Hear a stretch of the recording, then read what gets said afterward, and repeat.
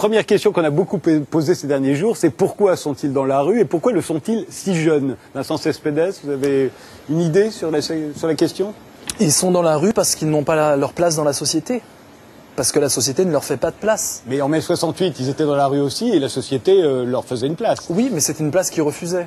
C'était une place qu'ils refusaient. Ils avaient les bons postes, c'était plutôt la bonne société qui a commencé, les jeunes de bonne famille, et qui croisaient les bidonvilles de Nanterre et qui disaient non, on peut pas, et qui avaient en pleine guerre du Vietnam, enfin dans ce climat-là, un climat où ils avaient conscience qu'il y a des injustices qui se passent à des milliers de kilomètres qui nous concernent aujourd'hui. Donc c'était une vision très politique, c'était une jeunesse très politisée.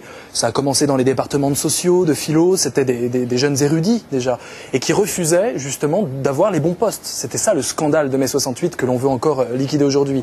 Là on n'a pas du tout, à mon avis, cette configuration-là. On a une jeunesse qui cherche juste à s'insérer dans le système. Elle ne remet pas en cause le système.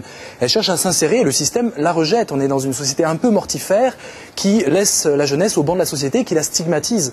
Donc là, on va nous refaire la guignolade des jeunes casseurs méchants, pas beaux, des banlieues, avec les gentils lycéens. En fait, c'est la jeunesse.